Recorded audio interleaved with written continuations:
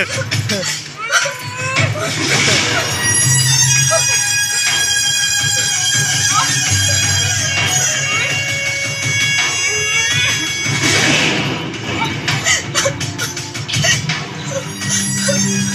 કારણે મારા ભાઈનો જીવ ગયો.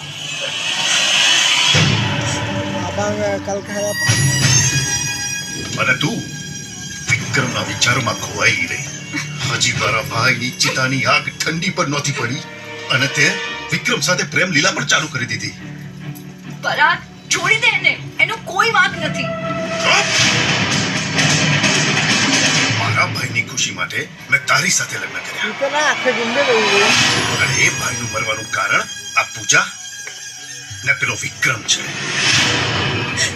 આજ બંનેને મોતને ઘાટ ઉતારી દઈશ.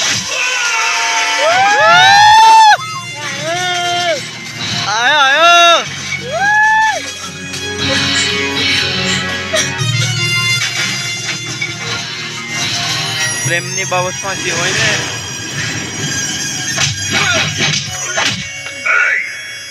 જો રાજનીતિમાં તું સી હોય ને, પ્રેમની બાબતમાં હું સિંહનો શિકારી છું. શિકારી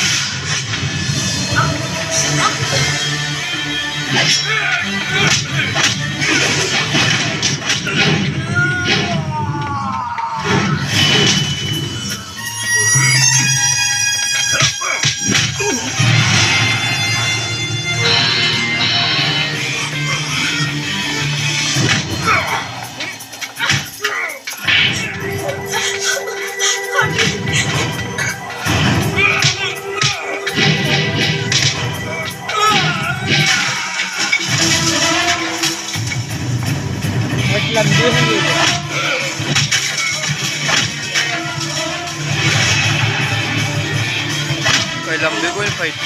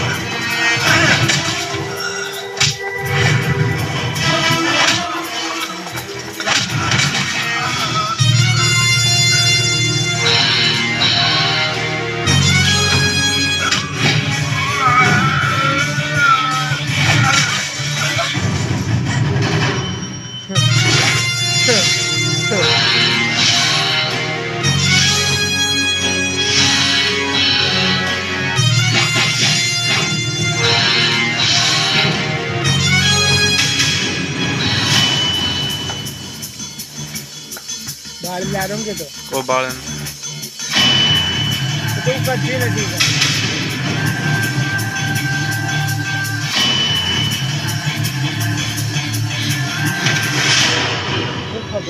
ના વિક્રમ, છોડી દે એમને. તું પૂજાની જેમ મને પણ વિધવા જોવા માંગે છે? એમનું બાળક છે મારા પેટમાં. આ અમારા આવનારા બાળક માટે એમને છોડી દે વિક્રમ, પ્લીઝ છોડી દે એમને. આર્યને મારી કોઈ દુશ્મની નથી અને તારો ભાઈ મર્યો એ મારા કારણે નહીં પણ અકસ્માતમાં મર્યો હતો. સમાજમાં સારો વ્યક્તિ બનીને રહીશ ને તો લોકો તને માન આપશે, નહીં તો ધિક્કારશે. તને તારા આવનારા બાળક માટે છોડી દઉં છું. કદાચ ભગવાને આ બાળકને તારા ભાઈ સ્વયં પાછો મોકલ્યો હોય. મને માફ કરી દે વિક્રમ.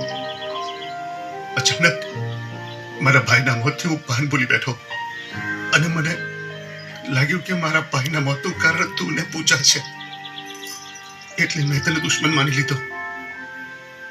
ભૂલ થઈ ગઈ, માફ કરી દે. ભૂલ માની તો માફ કરી દઈશ.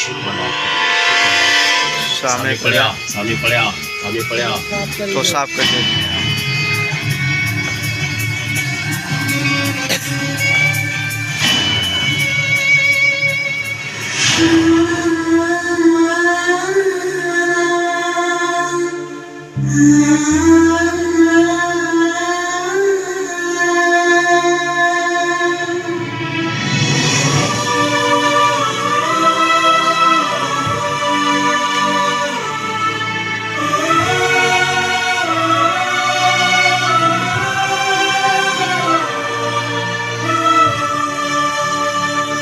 પૂરા આવી જાય સર.